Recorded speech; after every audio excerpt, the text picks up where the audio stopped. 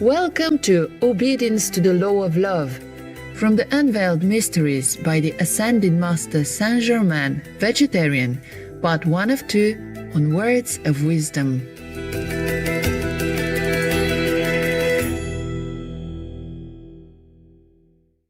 Guy Warren Ballard was a United States mining engineer and co-founder, together with his wife Edna Ann Wheeler Ballard, of the I Am spiritual movement, inspired by his life-changing meeting with the Ascended Master Saint Germain.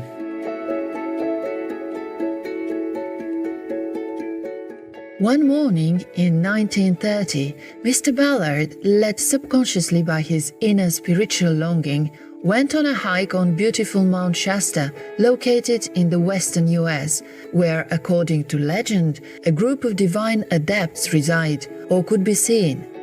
His sincerity and deep longing for the truth led to a profound experience that day. He was blessed by the appearance of the beloved Master Saint Germain. Following this enlightening encounter, Mr. Ballard devoted his life to spreading the Master's wisdom according to his capacity.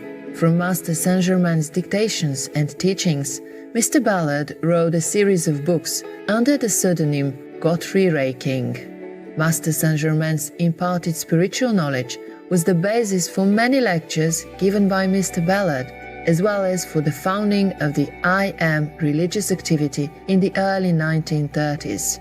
By 1938, it had up to 1 million followers.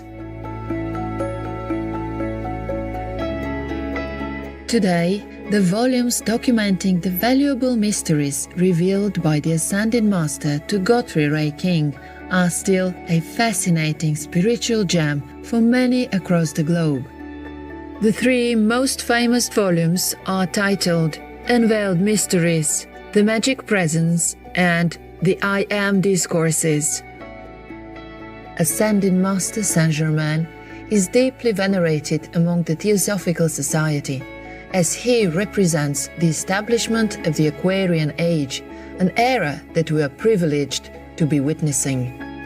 He is also identified with the Count of Saint Germain, a mysterious European figure who possessed a great inner knowledge and was called immortal by some due to his everlasting youth.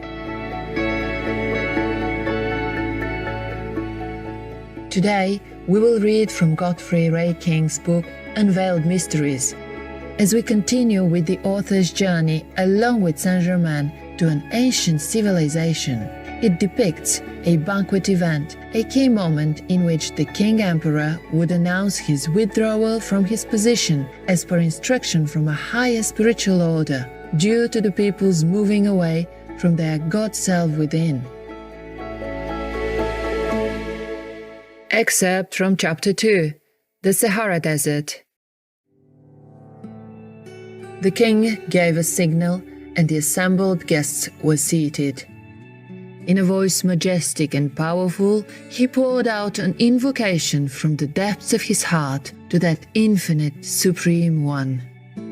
O thou, mighty, omnipresent Source, thou who dost govern the universe, the flame in each human heart, we give love, praise, and gratitude unto thee for thine own life, light and love in all things. We adore thee and look only unto thee, the presence in all things, visible and invisible, evolved and unevolved, thou ceaselessly flowing stream of life, who dost forever pour thyself into all creation, the one self in all. My heart calls unto thee as never before, to rouse these, my people, to their danger, for of late indifference to thee is creeping over them like a poisonous breath, producing a soul sleep and drawing a veil before them that shuts out thy shining presence. If they must have the experience that consumes and burns away the dross and clouds of the outer self, Then do thou sustain, and at last bring them forth in thy eternal perfection. I call unto thee, thou creator of the universe, thou supreme, omnipotent God. The king took his seat, and all waited in silent expectation. In a few moments, the service for each individual appeared before him. Course after course was served as if by unseen hands, the food coming in marvelous crystal and jeweled containers, then disappearing as soon as the course was finished, followed immediately by the succeeding one. Finally, the most elaborate banquet the empire had ever known came to an end. All was silence again, as if in breathless expectancy, anticipating some most unusual occurrence. The king arose and stood a few moments, calmly waiting. Soon, a crystal goblet appeared at the right hand of each guest.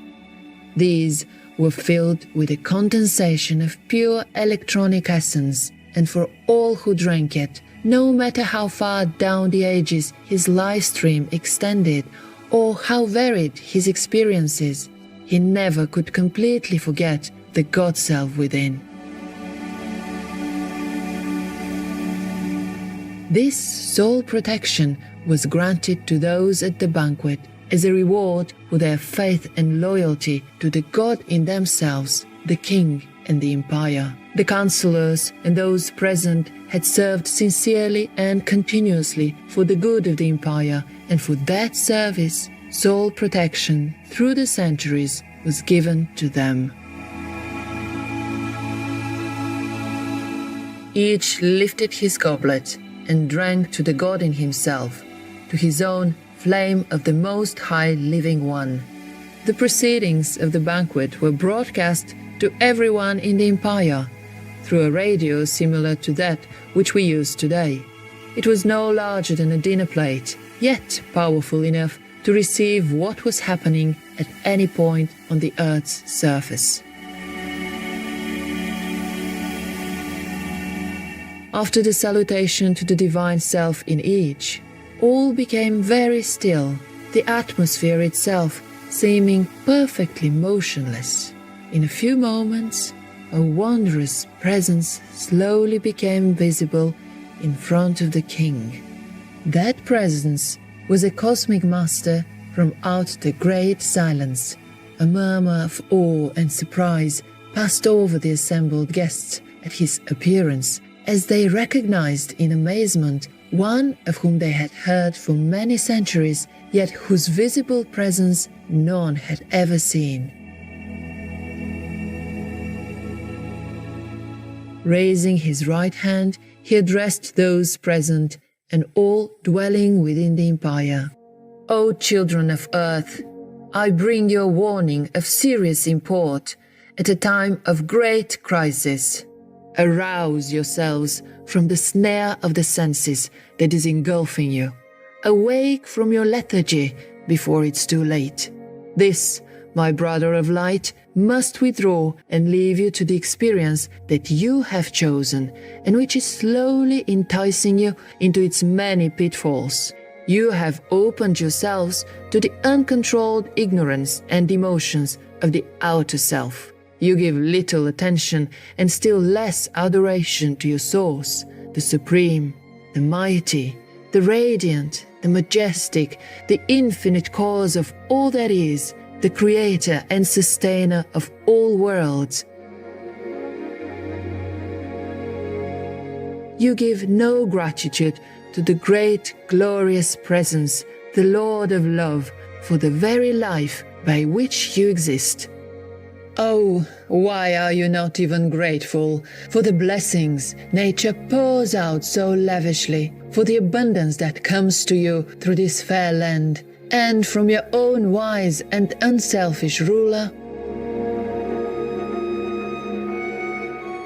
You thank each other for favors, the things of the senses and form that are so ephemeral, that pass from one to another and then are no more. But why, oh why do you forget the source of all life, all love, all intelligence, all power. People, oh people, where is your gratitude to life, for love, for the magnificence of experience that you enjoy every moment, every hour, every day, year after year? All this you call your own, but it has always belonged, does now, and always will belong to the one great source of life, light, love, and all good, God, the Supreme, the Adorable, the all-pervading One. When, by your own misuse of the energy of life, which this all-pervading One showers upon you constantly, pure, perfect, and uncontaminated, you have created conditions so destructive and painful that they can no longer be endured. You turn in either desperation, agony, or rebellion, and call upon God for relief from your misery. This is your offering to the Giver of all good, in return for that ceaseless perfection which He continually bestows in supreme love. The only condition upon which the one great self gives all is its right use, that it may bless the rest of creation with infinite joy, harmony, and activity. When, in the depths of misery, you turn again to your source for relief from your misdeeds, you either cry in the agony of despair, or, if rebellious, blame life and the source of all good for allowing what you call injustice or wrong conditions to exist in you and your world. It is you, the little personal self, who are unjust to life, you who are unfair, you who create the misery of earth for only humanity, because it has free will to create as it chooses, each individual through his own thought and feeling. Only humanity who dares to bring into existence the discord, misery, and deformity that express upon earth. This is a blight upon creation and the perfection that forever swings in the great cosmic melody of eternal song. Only mankind is guilty of making a discord in the music of the spheres, for all else lives and acts in accordance with the law of love, of life, of harmony, and of light. All else blends into the harmonious whole, the body of the infinite, all-loving One. All other realms of life and light move and create according to the fundamental principle upon which all perfection rests. That principle is love. If it were not for the great selfless ones, like your ruler, the great host of ascended masters, whose very keynote of existence is love, humanity would long ago have destroyed itself and the very planet upon which it exists. The transcendent and magnificent activities of love and light are the natural conditions in which God created and expected His human children to manifest, obeying His command, to love. There is no such thing as a supernatural condition anywhere in the universe. All that is transcendent, beautiful, and perfect is natural and according to the law of love. Anything other than that is subnatural. The daily experience of the host of ascended masters is the perfection God's children were meant to live in always. Earth's children did express this perfection once in a former cycle, which was one golden age. That former civilization, that ancient perfection, is older than you dream, older than you believe the planet to be. All mankind at that period lived in a similar transcendent state as the ascended masters, and the condition of misery that has followed since that time down through the ages came about because they chose to look away from their source, love, as the plan by which to live life.